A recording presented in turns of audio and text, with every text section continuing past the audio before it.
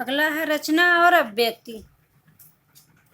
जैसे बादल उमड़ घुमड़ कर बारिश करते हैं, वैसे ही कवि के अंतर्मन में भी भावों के बादल उमड़ घुमड़ कर कविता के रूप में अभिव्यक्त होते हैं।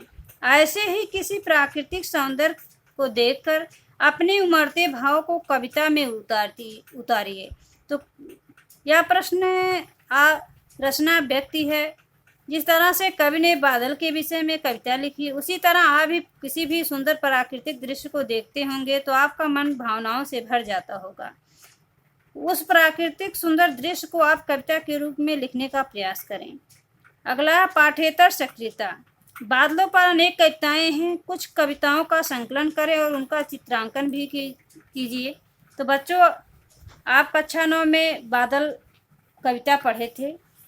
इसका था सर्वेश्वर दयाल सक्सेना का मेघ आए। तो मेघ आए क्या था? मेघ आए बड़े बन ठन के संवर के, आगे आगे नाचती गाती बयार चली, दरवाजे खिड़कियां खुलने लगी गली गली, पाहुन ज्यों आए हो गांव के शहर के, मेघ आए बड़े बन ठन के संवर के। पेड़ झुक झांकने लगे गर्दन उचकाए, आधी चली धूल भागी घाघरा उठाए, बाकी चितवन उठा नदी ठिठकी घूंघट सर के। मेघ आए बड़े बन ठन के संवर के, बूढ़े पीपल ने आगे बढ़कर जुहार की, बरस बाद सुध लीनी बोली यकुलाई लत्ता ओट के किवार। इस तरह से कवि सर्वेश्वर दयाल सक्सेना ने बादल पर कविता लिखी थी। नागार्जुन ने भी लिखा है। शीर्षक है घन कुरंग।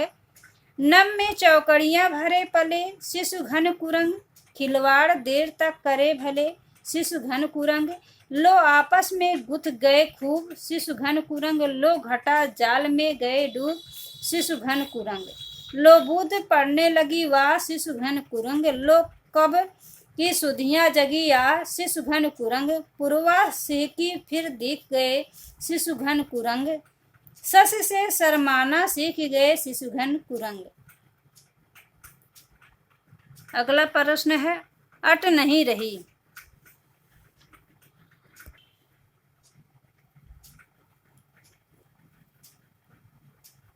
अट नहीं रही छायावाद की एक खास विशेषता है अंतर्मन के भावों को बाहर की दुनिया से सामंजस्य बिठाना।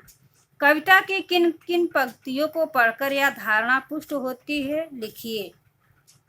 तो कहीं सांस लेते हो, घर घर भर देते हो, उड़ने को नभ में तुम पर पर कर देती हो। यहाँ अंतर्मन की भावना का सामंजस्य दिखाया गया है। दूसरा क्वेश्चन है, ध्यान दो बच्चों, कवि की आंख फागुन की सुंदरता से क्यों नहीं हट रही है?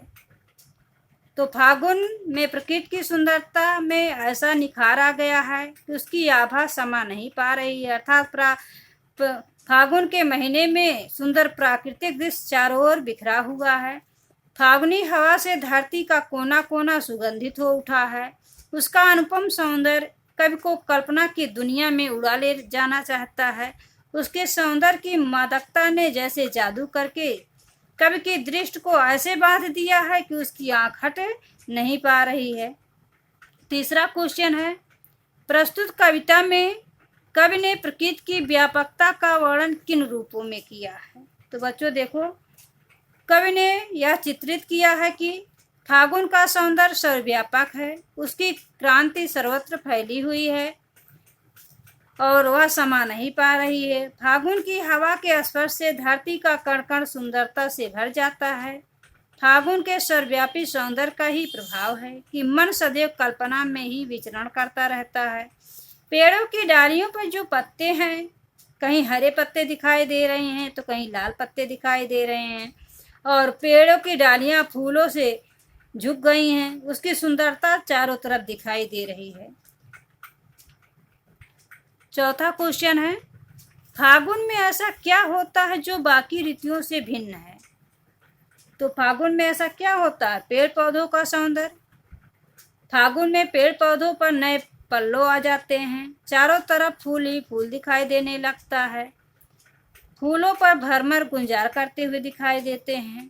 पक्षियाँ चहकने लगती हैं। कोयल अपने मधुर वाणी में बसंत ऋतु के आने का संदेश देता है। यह अनुपम सौंदर्य अन्य ऋतुओं में देखने को नहीं मिलता। सुगंधित पवन चलने लगती है। मादकता हवा धरती के कण कण में नई स्फूर्ति एवं चेतना या नया संचार उत्साह भर देती है।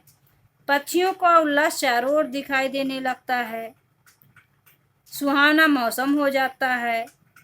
ना अधिक गर्मी होती है, ना अधिक सर्दी होती है। फागुन में सारा वातावरण मादकता से भरपूर हो जाता है।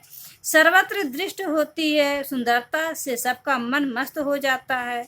दूसरी ऋतुओं में तरह तरह का ऐसे मादक वातावरण देखने को नहीं मिलता है, तो इसलिए वसंत ऋतु ऋतुओं का राजा कहा जाता है। ऐसा सुहावना मौसम अन्य किसी ऋतु में देखने को नहीं मिलता है। 5वां क्वेश्चन है, इन कविताओं के आधार पर निराला के काव्य शिल्प की विशेषताएं लिखिए।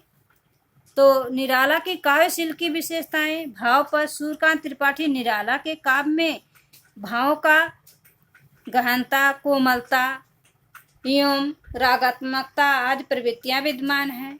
शोषित, उपेक्षित, पीड़ित एवं प्रताड़ित जनता के प्रति उनकी कविता में जहाँ गहरी सहानुभूति का भाव मिलता है, वहीं शोषक वर्ग और सत्ता के प्रति प्रचंड प्रतिकार का भाव भी दृष्टिगत होता है।